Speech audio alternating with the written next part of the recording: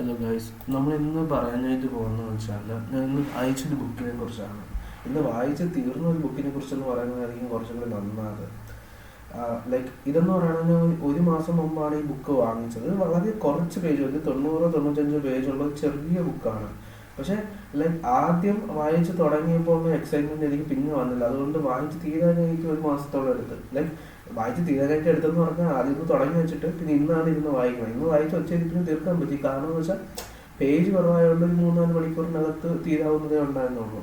അപ്പം എന്താണ് ഈ ബുക്കിനെ കുറിച്ച് പറയാനുള്ളതെന്ന് വെച്ചാൽ ഈ ബുക്കിന്റെ പേര് മെറ്റാമോർഫോസ് എന്നാണ്. ഇത് മറ്റേ ഫ്രാൻസിസ് കാഫ്ക എന്ന് പറഞ്ഞ ഒരാളാണ് പുള്ളിക്കാരുടെ ലൈഫ് തന്നെ. ആദ്യം ഞാൻ പുള്ളിക്കാരൻ്റെ ലൈഫ് സ്റ്റോറി നോക്കുമ്പോൾ തന്നെ ഭയങ്കര ട്രാജിക് ആയിട്ടുള്ള ലൈഫ് സ്റ്റോറിയാണ്. അതായത് പുള്ളി എന്ന് പറയുന്നത് ജർമ്മനിയിൽ ഉണ്ടായിരുന്നത് ജൂയിഷ് ആയിട്ടുള്ള ഒരു പുള്ളിക്കാരനാണ്. പുള്ളിക്കാരൻ്റെ ഫാമിലി മെമ്പേഴ്സ്, സഹോദരങ്ങൾ എല്ലാവരും തന്നെ ഹോളോകോസ്റ്റ് പോലത്തെ സംഭവത്തിൽ മരിച്ച ആൾക്കാരാണ്. അതുപോലെ തന്നെ പുള്ളിയുടെ ലൈഫ് ഒരു ട്രാജിക് ലൈഫായിരുന്നു. അവസാനം ഒരു 40-45 വയസ്സിൽ പുള്ളിക്കാരന് ഒട്ടും വയ്യാണ്ടായി മരിച്ച ഒരു വ്യക്തിയാണ്. അങ്ങനെയുള്ള ഒരു ബാക്ക്ഗ്രൗണ്ടിലാണ് സ്റ്റോറിയുടെ എഴുതി തുടങ്ങുന്നത്. പിന്നെ കഥയുടെ മെയിൻ പ്രിമിസ് ആയിട്ട് എനിക്ക് തോന്നിയെന്ന് വെച്ചാൽ തുടക്കത്തിൽ പറയുന്നുണ്ട് ഗ്രിഗർ എന്ന് പറയുന്നത് സെൻട്രൽ ക്യാരക്ടർ എന്നും ജോലിക്ക് പോകുന്നുണ്ട്.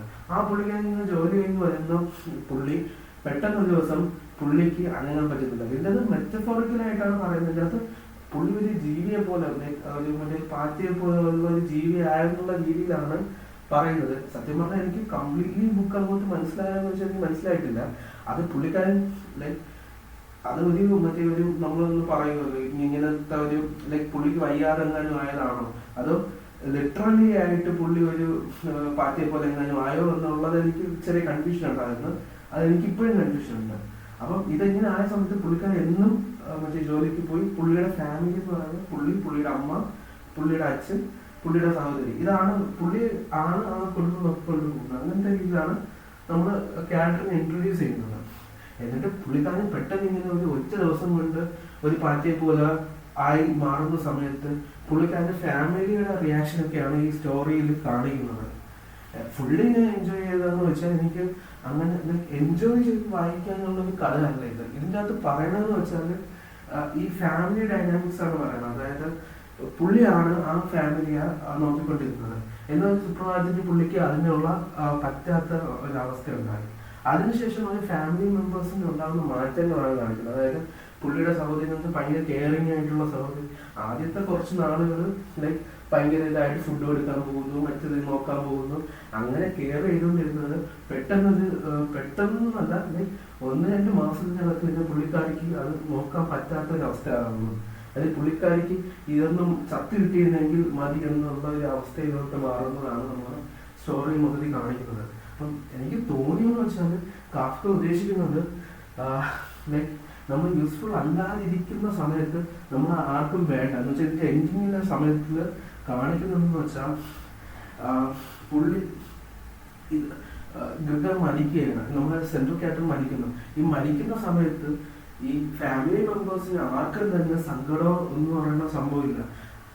പുള്ളി മരിച്ചതിനുള്ള മറ്റേ ആശ്വാസം മാത്രമേ ഉള്ളൂ. അപ്പം പുള്ളിക്കാർ ഉദ്ദേശിക്കുന്നത് നമ്മൾ യൂസ്ഫുൾ ആവുന്ന സമയം വരെ നമുക്ക് മറ്റുള്ളവർ നമ്മളെ കെയർ ചെയ്യുള്ളൂ എന്നുള്ളതാണ് പുള്ളി ഉദ്ദേശിച്ചതെന്നാണ് എനിക്ക് ബുക്ക് വായിച്ചപ്പം തോന്നിയത്. ഈ ബുക്കിന് എത്ര റേറ്റിംഗ് കൊടുക്കുമെന്ന് വെച്ചാൽ ഞാൻ അത്ര എനിക്കറിയാം ഒരു സാഡ് സ്റ്റോറി ആണ് എന്നറിയാം. ഇത് ഷോർട്ട് നോവലും കൂടിയാണ്. അതിന് കുറച്ച് 100-നകത്ത് പേജ് മാത്രമുള്ള ചെറിയൊരു കഥയാണ്. ഒരുവിധം കൊള്ളാൻ കുഴപ്പമില്ല. എങ്കിലും ഞാൻ ഭയങ്കര കിടിലാണെന്ന് പറയുന്നത് മീൻസ് കിടിലെന്നല്ല, ഇത് മറ്റേ നമ്മൾ ചിന്തിപ്പിക്കുന്നതുമായിട്ടുള്ള സ്റ്റോറിയാണ്.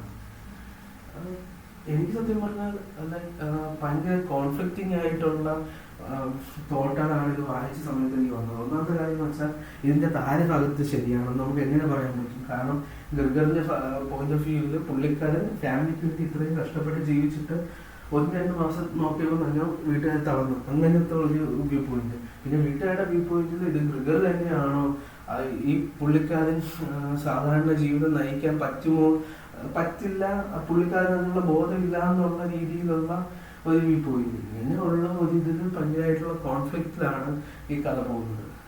എനിക്ക് തോന്നുന്നില്ല നിങ്ങൾക്ക് ആർക്കെങ്കിലും ഇതിന് മനസ്സിലായെന്ന് എനിക്ക് തോന്നുന്നില്ല. നിങ്ങൾക്ക് എനിക്ക് ഇതിനെ കുറിച്ചൊന്ന് പറയണമെന്ന് തോന്നുന്നു. അതുകൊണ്ട് മാത്രം പറഞ്ഞത്. എന്തായാലും ഇതിനൊരു ഞാൻ വായിക്കാൻ പോകുന്ന ബുക്കിൽ ആദ്യത്തെ ബുക്കായിരുന്നു ഇതിന് ഞാൻ ഒരു 10ൽ ഒരു 6 കൊടുക്കുള്ളൂ. കാരണം എന്ന് വെച്ചാൽ അത്ര എൻജോയ്മെന്റ് ചെയ്തില്ല. എനിക്ക് ആദ്യം നല്ല ക്യൂരിയോസിറ്റി ആയിരുന്നു. ഇത് ടേൺ ഔട്ട് ചെയ്ത് ഇതിപ്പം പുള്ളിക്കാരൻ ഇങ്ങനെ ട്രാൻസ്ഫോം ആയ ശേഷം നടക്കാൻ പോകുന്ന കാര്യത്തിൽ ഭയങ്കര ക്യൂരിയോസിറ്റി ഉണ്ടായിരുന്നു. പക്ഷെ അങ്ങനത്തെ ഒരു ക്യൂരിയസ് ആയിട്ടുള്ള സംഭവങ്ങളൊന്നും പിന്നെ സംഭവിച്ചില്ല. പിന്നെ നമ്മൾ നോർമലി കാണുന്ന സംഭവങ്ങൾ തന്നെയാണ്. അതായത് പുള്ളിക്കാരന് നോക്കുന്നു, 2 ദിവസത്തേക്ക് നോക്കി കഴിയുമ്പം നമ്മൾ സാധാരണ വീഡിയോകളിൽ കാണുന്നു, എല്ലായിടത്തും കാണുന്ന ഒരു അവസ്ഥയാണ്. കുറച്ച് ദിവസം നോക്കുമ്പോൾ മടുപ്പ് വരുന്നു, അതിക്ക് യൂസ്ഫുൾ അല്ലാന്ന് നോക്കുമ്പോൾ അത് മടുപ്പ് വരുന്നു. അങ്ങനത്തെ ഒരു കഥയാണ് ഇതിൽ പറയുന്നത്. എന്തായാലും അടുത്ത ബുക്ക് നോക്കാം. അടുത്ത കുറച്ചുകൂടി നല്ലൊരു ബുക്ക് റിവ്യൂ ചെയ്യണമെന്നാണ് എൻ്റെ ആഗ്രഹം. ഇതും നല്ല മോശം ബുക്കെന്ന് നല്ല കിടിലം ബുക്കാണ്. നല്ല ത്രോട്ട് പ്രൊവോക്കിംഗ് ആയിട്ടുള്ളൊരു ബുക്ക് തന്നെയാണ് എന്തായാലും.